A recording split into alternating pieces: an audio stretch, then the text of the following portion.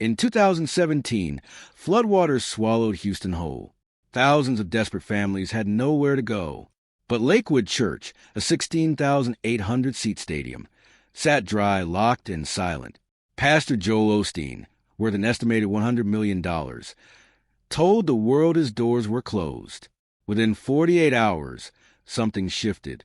But what really happened inside those walls, and what is quietly unraveling for Osteen right now, changes everything you thought you knew about America's most powerful preacher.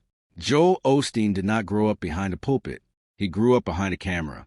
That difference matters more than most people realize, because it tells you everything about who Joel Osteen was, long before the world ever knew his name. He was born on March 5, 1963, in Houston, Texas, the fifth of 6 children.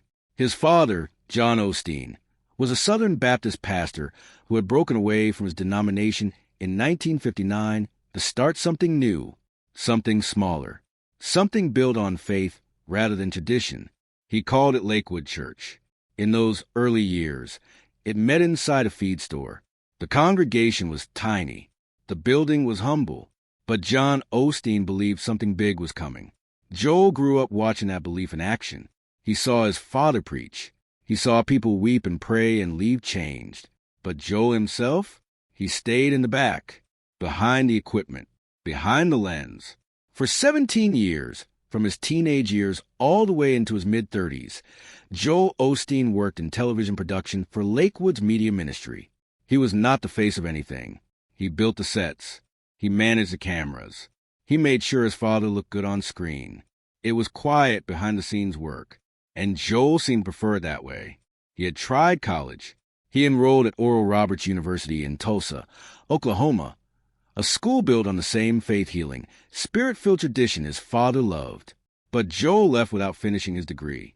No diploma, no formal theology training, no credentials that the religious world would recognize. He simply came home and picked up a camera. People who knew him then describe a young man who was warm but soft-spoken, friendly but not forceful. There was nothing about Joel Osteen in 1998 that suggested he was about to become the most-watched preacher in American history. And then January 1999 arrived. John Osteen had been feeling unwell. His health had been quietly declining, though few outside the family knew the full extent of it. On January 23, 1999, John Osteen died of heart failure. He was 77 years old. The congregation was devastated. This man had built Lakewood from a feed store to a church of 6,000 people. He was their shepherd, their anchor, and now he was gone. The church needed someone to stand at the front the following Sunday. Joel Osteen had never preached a sermon in his life. Not once. Not a practice run. Not a Wednesday night talk. Nothing. He was 35 years old, standing in the wings of a church his father had built, holding notes in hands that wouldn't stop shaking. 6 days after his father's death, Joel walked to the pulpit. He opened his mouth, and something happened. The congregation wept, not because the sermon was polished. It wasn't. Not because the delivery was flawless. It was raw and uncertain. They wept because there was something real in that room, something unscripted. A grieving son, standing where his father once stood, finding words he didn't know he had. Joel wept too. He became the interim pastor of Lakewood Church that day, then the permanent pastor. And the world, as it turned out, was watching. Have you ever been pushed into something you never prepared for? Maybe a moment that arrived too soon, that asked more of you than you thought you had? Pause for a second and think about that. Then tell us in the comments below, what did you do? We read every single one. No one in that room on that January Sunday could have predicted what Joel Osteen would become. But behind the quiet rise, a much bigger question was forming, and it would take years before anyone thought to ask it. What Joel Osteen built in the years after his father's death was not just a church. It was a phenomenon, and the speed of it was breathtaking. When Joel took over Lakewood in early 1999, the church had roughly 6,000 weekly attendees. That was already a large congregation by any standard. But Joel had a different vision. He moved services to a larger venue. He expanded the television ministry his father had started. He brought his wife, Victoria, to stand beside him at the pulpit. And he preached a message that was warm, accessible, and relentlessly positive. No fire and brimstone, no condemnation, no complicated theology. Joel Osteen preached that God wanted people to succeed. That faith was not just about the afterlife. It was about this life. Your health, your finances, your relationships, your best life, he called it.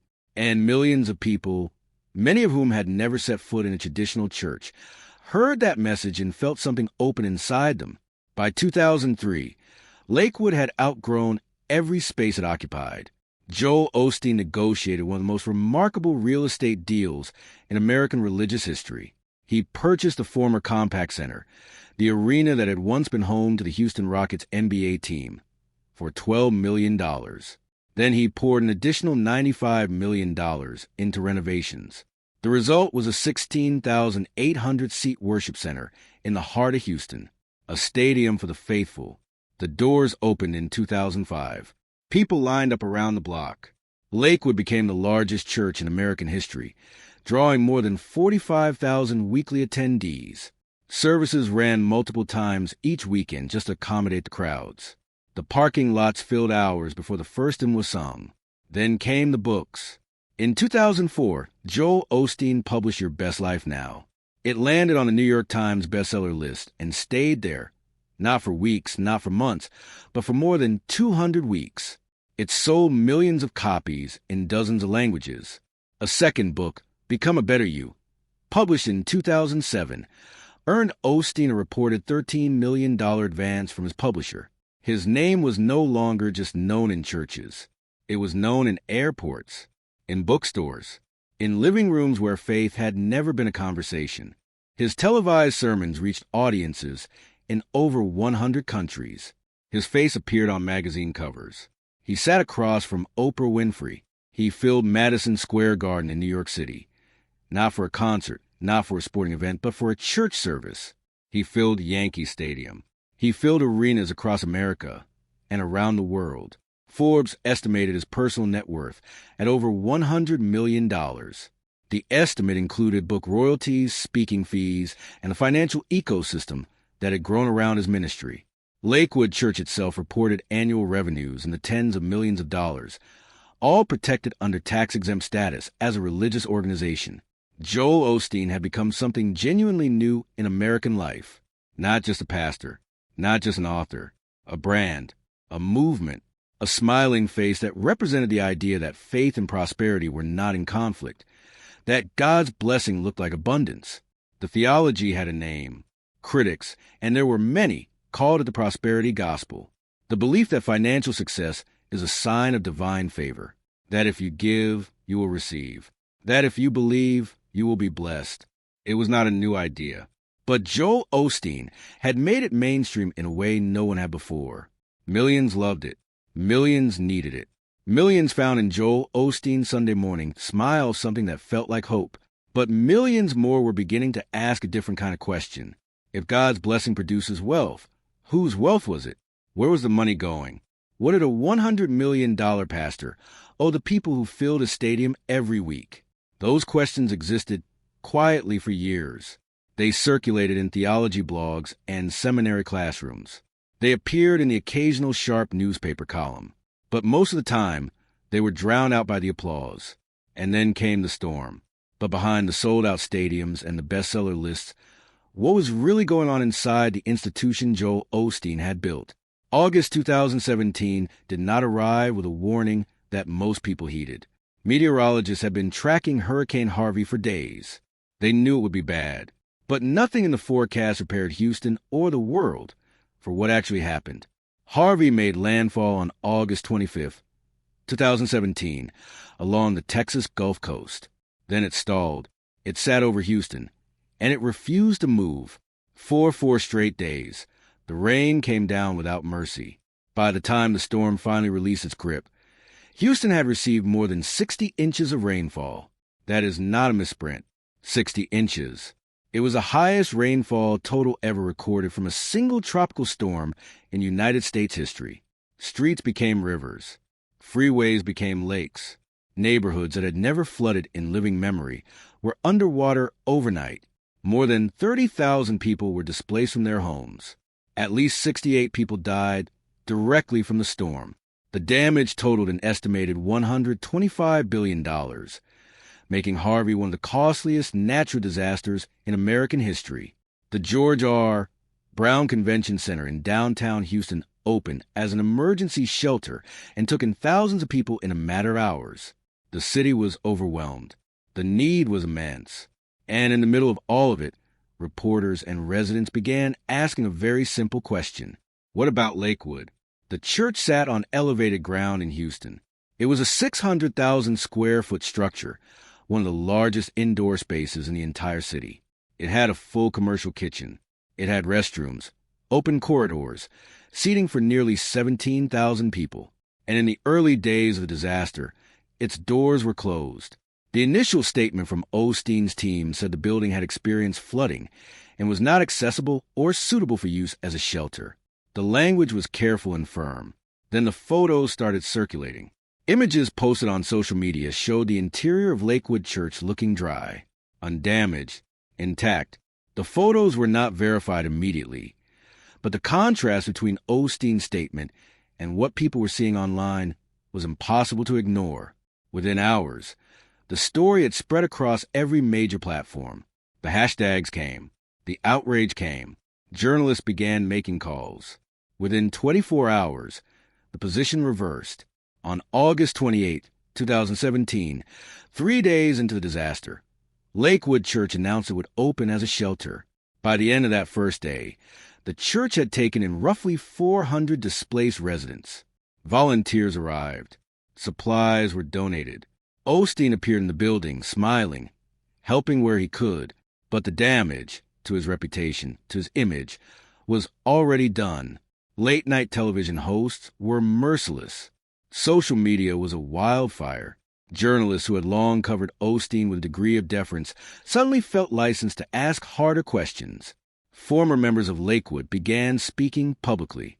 They described a church culture where tithing was emphasized to a degree that felt less spiritual and more transactional, where the leadership lived in a world insulated from ordinary struggle, where the message of abundance was preached from a stage while real need existed just outside the doors. And the questions that followed went beyond Harvey. Reporters began revisiting the details of Osteen's personal finances. The $10.5 million mansion in River Oaks, one of the wealthiest neighborhoods in Houston. The private jets reportedly used for ministry travel. The fact that Osteen had, years earlier, publicly stated that he did not take a salary from Lakewood, instead living off book royalties, a claim that, while perhaps accurate, struck many as a distinction without a moral difference. He was still wealthy beyond imagination, and that wealth was inseparable from the ministry that built it. The smiling preacher who told the world that God wanted him to prosper was now being asked, plainly and publicly, whether he believed the same thing in reverse. Did God want others to struggle while he prospered? He never gave a satisfying answer. If you want to know how the story continued from here, the investigations, the insider accounts, and the financial discoveries that followed, hit subscribe right now, because what happens next is something Joel Osteen never saw coming. Don't miss it. No one predicted that within just a few years, the pressure would come not just from the public, but from inside the church itself. Something changed after Harvey. It was not loud. It was not sudden, but it was real. The kind of unquestioning goodwill that Joel Osteen had enjoyed for nearly 2 decades. The benefit of the doubt that famous religious figures tend to accumulate when their message is warm and their smile is constant, began to quietly erode. Not for everyone. Lakewood's attendance remained enormous. The cameras kept rolling. The books kept selling. But a shift had occurred beneath the surface, and it would not stop shifting. Ordinary churchgoers, people who had never read a theology blog or a seminary paper, began encountering criticisms they had not heard before. They appeared in podcast episodes, in YouTube documentaries, in comment sections and group chats. People who left Lakewood quietly, without fanfare, began finding each other online, and they began talking. The accounts that emerged were consistent in their texture.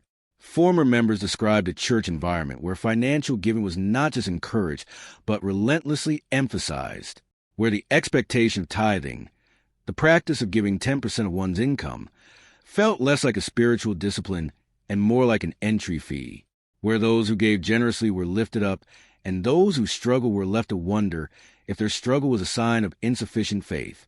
The prosperity gospel, in other words, had a shadow side, and for some people inside Lakewood, that shadow had grown very long.